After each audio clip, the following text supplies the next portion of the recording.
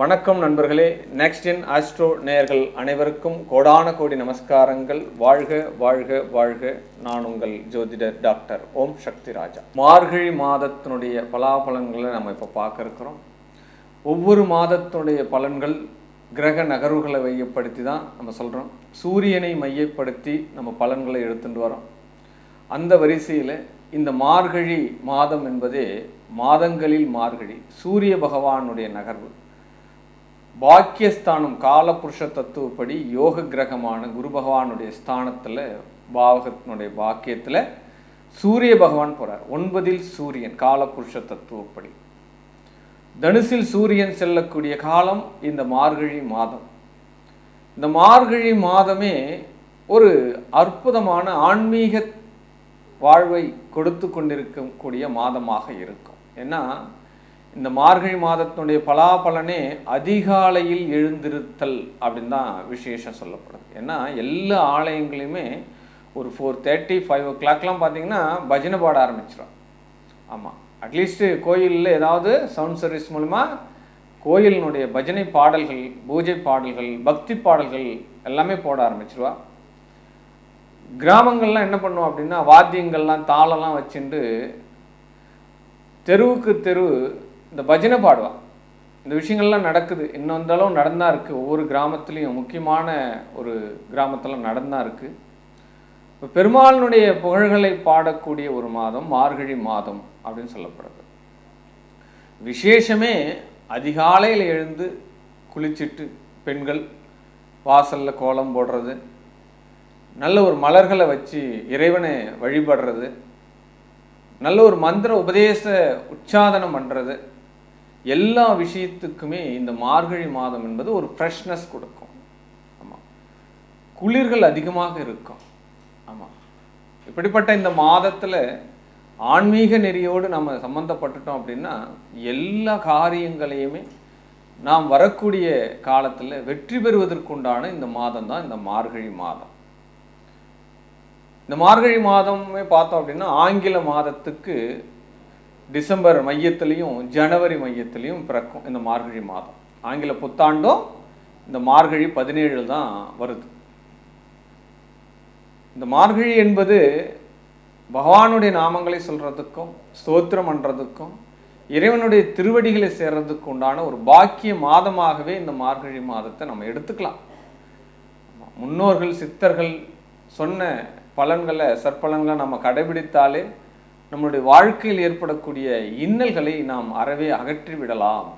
ஆமாம், உங்களால் முடிஞ்ச காரியங்களுடைய இறைவனுடைய துதிகளையும் மந்திர உபதேசங்களையும் அதிகாலையில் எழுந்திருக்கக்கூடிய பாக்கியத்தையும் பெறுங்கள்.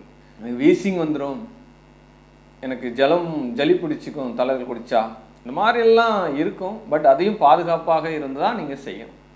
உடலுக்கு தகுந்த மாதிரி உங்களுடைய மனநிலைக்கு தகுந்த மாதிரி இந்த மாதத்தினுடைய பலன்களை எடுத்துக்கோங்க.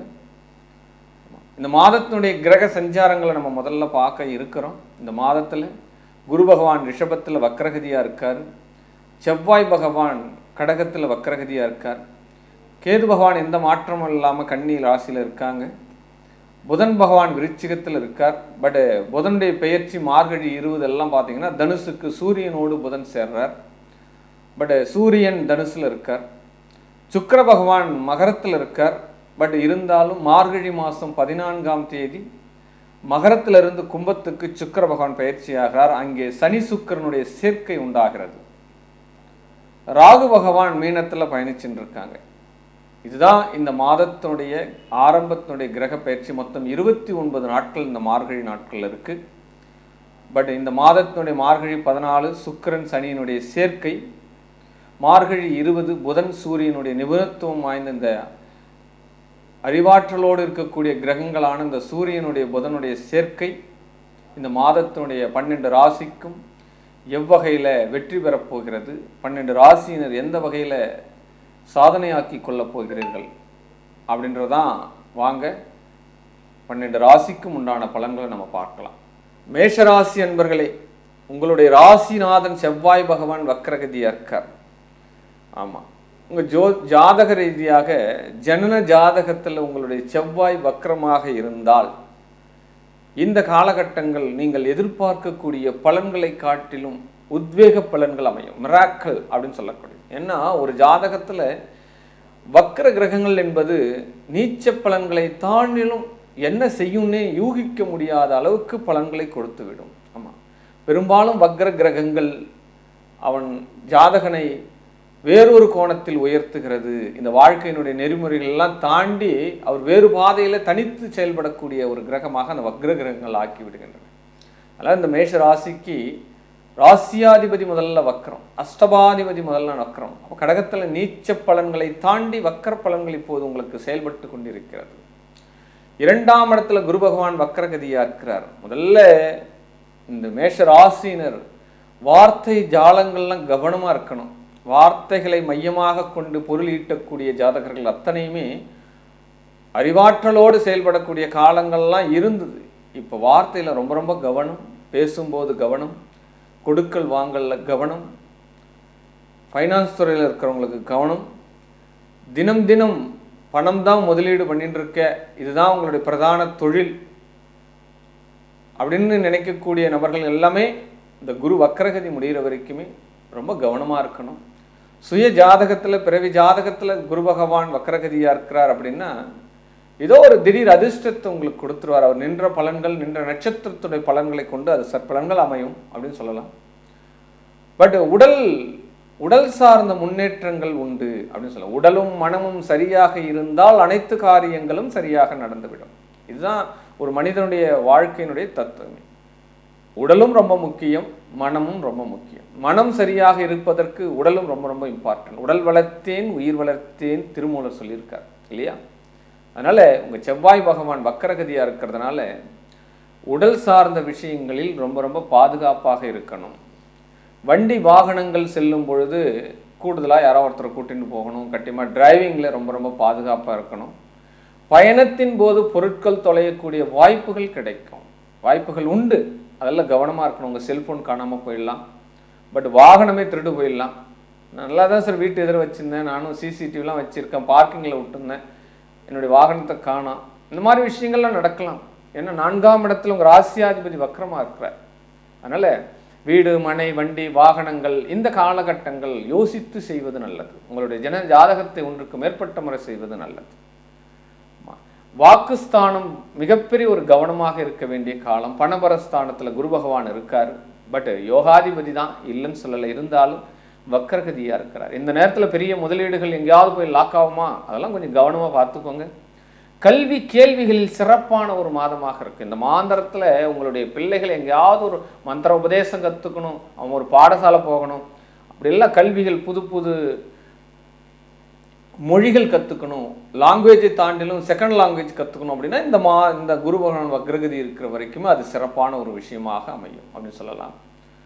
சகோதர சகோதரிகள் இருந்து வந்த கருத்து வேற்றுமை நீங்கி ஒற்றுமை தாண்டவம் ஆடும் அப்படின்னு சொல்லலாம். ஆமாம், எக்ஸ்ட்ரானரியாக தாண்டவம் ஆடும். ஏன்னா புதன் அஷ்டமஸ்தானத்திலிருந்து வாக்கியஸ்தானத்துக்கு போகிறார். கண்டிப்பாக உங்களுடைய சுய முயற்சிகள் வெற்றி பெறும். இந்த மார்கழி மாதத்தில் கூடுதலான சப்போர்ட், இரட்டை சந்தோஷம் கிடைக்கும் அப்படின்னு சொல்லலாம். 2 விதமான சந்தோஷங்கள் இந்த மாதத்தில் உங்களுக்கு காத்து கிடக்கு அப்படின்னு சொல்லலாம்.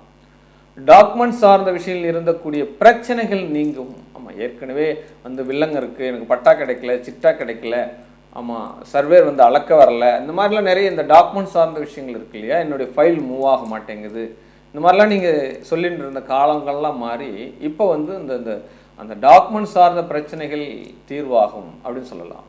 மார்கழியினுடைய ஆஃப்டர் 15, 16, 17 தேதிக்கு மேலே கம்யூனிகேஷன் வேலை செய்யக்கூடிய அத்தனை நபர்களுக்குமே உயர்வுகள் கிடைப்பதற்கான வாய்ப்புகள் உண்டு அப்படின்னு சொல்லலாம். பத்திரத்துறை, நம்ம ஜெராக்ஸ் கடை வச்சிருக்கிறவா, இந்த பேனா பென்சில் ஸ்டேஷ்னரி விற்பனை பண்ணக்கூடியவர்கள், இவர்கள் எல்லாமே பெரிய லெவலுக்கு போகிறதுக்கு உண்டான, அதில் நிலம் சார்ந்த விற்பனையில் இருக்கிறவங்க. ஆமாம், இந்த காலகட்டத்தில் ஏன்னா புதன் உங்களுக்கு சாதகமாக இருக்கிறார் அப்படின்னுக்குள்ள நிலம் சார்ந்த விவசாயத்துறையில் ஒரு பெரிய ஒரு மாற்றங்கள் நிகழும். அதே நேரத்தில் விவசாயிகளுக்கு ஒரு நல்ல ஒரு ஹீல்டு கிடைக்கும். அவர்கள் செய்யக்கூடிய முதலீடுகள் இப்பொழுது நல்ல ஒரு சுபஸ்தானத்துக்கு, சுப செலவுகளுக்கு அவங்களுக்கு பயன்படும். பின்னாடி நல்ல வருமானம் வரும் அப்படின்னு சொல்லப்படுது. பட் பாக்கிய ஸ்தானாதிபதியான உங்களுக்கு சூரிய பகவான் 5, 9 அதிபதிகள் 5, 9 செல்வது யோகம். ஒரு திரிகோணாதிபதி மற்றொரு திரிகோணம் ஏறுவது கூடுதல் சிறப்பு அப்படின்னு சொல்லப்படுறது. எப்பயுமே சூரியன் தான் பிரகாசம், அறிவு, ஆற்றல், புகழ், வெளிச்சம் எல்லாமே சூரியன் தான். அப்போ சூரியன் யோகத்துக்கு போகிறதுனால 9ல் சூரியன் தந்தை மகன் உறவுகளில் கருத்து வேறுபாடு வருமா அப்படின்னா சூரியனுக்கு 5ஆம் இடம் எப்பொழுதுமே வளர்ச்சி அப்படின்னு சொல்லப்படுது. அப்போ மேஷ ராசிக்கு கண்டிப்பாக உங்களுடைய ராசி நல்ல ஒரு ஆற்றல் கிடைக்கும், அறிவாற்றல் கிடைக்கும், வெளிச்சம் கிடைக்கும். நல்ல ஒரு ஒயிட் ஷர்ட் பயன்படுத்த மார்கழி மாதம் முழுவதுமே இந்த செவ்வாய் ஆதிக்கம் மிகுந்த இந்த மேஷ ராசி என்பர்கள் வெள்ளை நிற ஆடையை பயன்படுத்தினால் வெற்றிகள் உண்டு. செக் பண்ணி பார்த்துட்டு எனக்கு கமெண்ட்ஸ் பண்ணுங்க. ஆமாம், புதிய தொழில்கள் தொடங்கலாமா? இருக்கிற தொழிலை சரிவகமாக பார்த்து கொள்வது நல்லது அப்படின்னு சொல்லலாம். வீடு, மனை, வண்டி, வாகனங்கள் இதெல்லாம் இந்த காலகட்டத்தில் ஆரம்பிக்கலாமா? இன்னும் கொஞ்சம் நாள் போகட்டும், இந்த செவ்வாய் வக்கர நிலையிலிருந்து மாறட்டும், அதுக்கப்புறம் நம்ம அந்த விஷயத்தை பார்த்துக்கலாம். இருந்தாலும் சூரியன் நம்ம லக்னத்தை பார்க்கறதுனால கண்டிப்பாக நமக்கு பெருமைகள் உண்டு, மரியாதைகள் உண்டு, பிளெஸ்ஸிங் உண்டு, பெரிய மனிதர்களுடைய தொடர்புகள் உண்டு. ஆமாம், அது இல்லாமல் அரசியல் துறையில் இருக்கிறவங்களுக்கு புகழ்கள் உண்டு, வாண்டடாக பதவிகள் வரும். இப்போ ஆமாம், வாண்டடாக கூட்டு பதவிகள் கொடுப்பா. நல்ல ஒரு பிரார்த்தனை இருக்கக்கூடிய இடத்துல உங்களுக்கு ஒரு நல்ல ஒரு அங்கீகாரம் கிடைக்கும், மரியாதை கிடைக்கும் அப்படின்னு சொல்லப்படுது. கடன், நோய், எதிரி இந்த 3 பேருமே ரொம்ப குருஷியல் பண்ணுறா. ஆமாம், 3 விஷயத்தில் ஏதாவது ஒன்று ரொம்ப டெடிடேஷனாக கொடுத்துட்றா 6ஆம் இடத்தால். இந்த கேது பகவான் என்ன பண்ணுறாருன்னா கடன் அடைக்கவும் விட மாட்டேங்கிறாரு, புதுசாகவும் வாங்குறதுக்கும் விட மாட்டேங்கிறாரு. உழைக்கிறதெல்லாம் இப்படியே பாதிலே போயிருந்தா நம்ம என்னைக்கு மூவ் பண்ணுறது, எப்போ பெரிய ஆள் ஆகிறது எல்லாம் கணக்கு பண்ணுறது. அதுதான் ராகு கேது பயிற்சிக்கு பிறகு இந்த இந்த இந்த புலம்பல் எல்லாம் மேஷராசிக்கு தீந்துடும் அப்படின்னு சொல்லலாம். பட் 7க்குரியவன் உங்களுக்கு சுக்கிர பகவான் மகரத்திலையும் பட் கும்பத்திலையும் சனி பயிற்சி ஆகிறார் இல்லையா. பட் திருமணங்கள், கால தாமதமான திருமணங்கள் எல்லாமே அடுத்து இந்த மார்கழி மாதம் முழுவதுமே அலைன்ஸ் போயிட்டு தை மாதத்தில் நடக்கிறதுக்கு உண்டான வாய்ப்புகள் உங்களுக்கு நடக்கும். அதுக்குண்டான சர்ச்சையும் நீங்கள் செய்யலாம். மகரத்தில் சூரியன், வேதகன் வீட்டில் சுக்கிரன், மகரத்தில் சுக்கிரன், வேதகன் வீட்டில் சுக்கிரன் இருக்கிறார். பட் உங்களுக்கு 7க்குரியவன் 10ல் இருக்கிறார். மனைவி சார்ந்த இடத்தில் கர்ம காரியங்கள் நடப்பதற்கு வாய்ப்புகள் உண்டு. இந்த விஷயமும் நடக்கும். மனைவி சார்ந்த உறவுகளில் கர்ம காரியத்தில் கலந்து கொள்ளக்கூடிய சூழல்கள் வரும் அப்படின்னு சொல்லலாம். அது மனைவியினுடைய சித்தியாக இருக்கலாம், அம்மாவாக இருக்கலாம், அப்பாவாக இருக்கலாம், ஏதோ ஒரு சூழ்நிலை அக்கா தங்கையாக இருக்கலாம். ஏதோ ஒரு வழியில் மனைவியினுடைய உறவுகளில் கர்ம காரியங்கள் நடக்கும் அப்படின்னு சொல்லலாம். பட் அஷ்டமாதிபதி 2ல் வக்கரவதியாக இருக்கிறதுனால ஏற்கனவே விடுபட்ட கொடுக்க முடியாத பணங்கள், நீண்ட நாளாக கொடுத்துட்டு வாங்க முடியாத பணங்கள், செட்டில்மெண்ட் ஆகும்னு நினச்சி முடிவாகாத இருந்தக்கூடிய விஷயங்கள் எல்லாமே யூட்டன் ஆகி ஒரு லட்ச ரூபா 2 வருஷத்துக்கு முன்னாடி பேட்டது சார், வரவே இல்லை சார், இப்போ திடீர்னு உங்களுக்கு வர்றதுக்கு உண்டான வாய்ப்புகளை இந்த பகவான் உங்களுக்கு கொடுத்துட்றார். 9ல் சூரியன் மிக பிரகாசம், ஏன்னா ராசியை பார்க்குறார், அதனால் பலம் உண்டு. தந்தை மகன் உறவுகளில் சற்று பிரிவுகள், விரிசல்கள் உண்டாகிறதுக்கு உண்டான வாய்ப்புகளும் உண்டு. ஆமாம், தூர தேச பயணங்களுக்கு செல்லக்கூடிய வாய்ப்புகள் இந்த நேரத்தில் பிள்ளைகளுக்கு கிடைச்சதுன்னு நினச்சி வைங்க. ஆமாம், நல்ல ஒரு தொழில் அமைப்பு, டெடிடேஷன் மைண்ட் எல்லாமே மேஷ ராசிக்கு. எப்பவுமே கர்மஸ்தானாதிபதி சனி பகவான் தானே, அவர் வக்கர நிவர்த்திலே ஆகிட்டார், லாபஸ்தானத்தில் இருக்கிறார், உங்கள் ராசியை பார்த்துன்னு இருக்கார். சனி பயிற்சிக்கு பிறகு இன்னும் பெரிய மாற்றங்கள் இந்த மேஷ ராசிக்கு காத்துன்னு இருக்கு அப்படின்ற விஷயத்தை எடுத்துக்கலாம். பட் திருமணம் சார்ந்த விஷயங்கள், 2வது திருமணத்துக்கு எப்பயுமே நம்ம பார்க்கக்கூடிய பாவகம் 9, 11 பாவங்கள் கண்டிப்பாக. அப்போ சனி பகவான் வக்ரகதி நிவர்த்தி ஆயிட்டாரு. பட் 2வது திருமணத்துக்கும் வரக்கூடிய அலைன்ஸ் நீங்கள் தாராளமாக பார்க்கலாம். ஆமாம், அதிர்ஷ்டம் உண்டு சார் உங்களுக்கு இந்த மாதம் ஒரு அதிர்ஷ்டம் உண்டு, அரசியல் ஆதாயம் உண்டு, அரசினால் வருவாய் உண்டு, வர்த்தகத்துறையில் இருக்கக்கூடியவர்களுக்கு வருவாய்கள் உண்டு அப்படின்னு சொல்லலாம். ரெட்டிப்பு லாபம் உண்டு அப்படின்னு சொல்லலாம். கண்டிப்பாக ரெட்டிப்பு லாபம் உண்டு அப்படின்னு சொல்லலாம். 12ல் ராகு இருக்கிற வரைக்குமே கொஞ்சம் அலைச்சல் அதிகமாக இருக்குது, தூக்கம் இல்லாமல் நைட்டும் பகலும் டே நைட் வேலை செய்யக்கூடிய வாய்ப்புகள் இதெல்லாம் போட்டுருக்கிறதுன்னு இருக்கீங்க. இந்த ராகு கேது பயிற்சி, சனி பகவானுடைய பயிற்சி, குரு பகவானுடைய பயிற்சி, இது எல்லாமே இனி அடுத்த 2025 மிகப்பெரிய ஒரு அனுகூலம் நடக்கப் போகிறது. இருந்தாலும் இந்த மார்கழி மாதத்தினுடைய பலன்கள் உங்களுக்கு 80% யோகத்தை தருகின்றன. இந்த கிரகங்கள் அத்தனை விஷயங்களையும், உடல் மனம் ஆரோக்கியம் மேலோங்கும் அப்படின்ற விஷயத்தை எடுத்துக்கலாம். பிள்ளைகளால் யோகம் அப்படின்ற விஷயத்தை எடுத்துக்கலாம். உங்கள் பிள்ளை செய்யக்கூடிய காரியம் உங்களுக்கு மன மகிழ்ச்சியை தரப்போகிறது அப்படின்னு சொல்லலாம். ஆமாம், தந்தை மகன் உறவுகளில் சற்று விவாதங்கள் வராமல் நீங்கள் பார்த்துக்கணும். பட் என்ன நடக்கும் அப்படின்னா, மனைவியினுடைய வழியில் ஒரு கர்மகாரியம் இந்த மாதத்தில் சுக்கிரன் பயிற்சி ஆகிறதுக்குள்ளே நடக்கிறதுக்குண்டான வாய்ப்புகள் உண்டு அப்படின்ற ஒரு விஷயத்தை மட்டும் எடுத்துக்கலாம். பட் மேஷ ராசினர் இந்த மார்கழி மாதத்தினுடைய பலாபலன்களை முழுமையாக எடுத்துக்கொள்ள பெருமாளினுடைய வழிபாடு இந்த மாதம் முழுவதுமே உங்களுக்கு சிறப்பை தரும். மேலும் எல்லாவித சௌகரியங்களும் இந்த மேஷராசிக்கு கிடைக்கணும் அப்படின்னு சொல்லிட்டு நான் வணங்கக்கூடிய உமையவள் அம்பாள் அகிலாண்ட கோடி பிரம்மாண்ட நாயகி அங்காள பரமேஸ்வரியை வேண்டி கேட்டுக்கொள்கின்றேன். வாழ்க வாழ்க வாழ்க.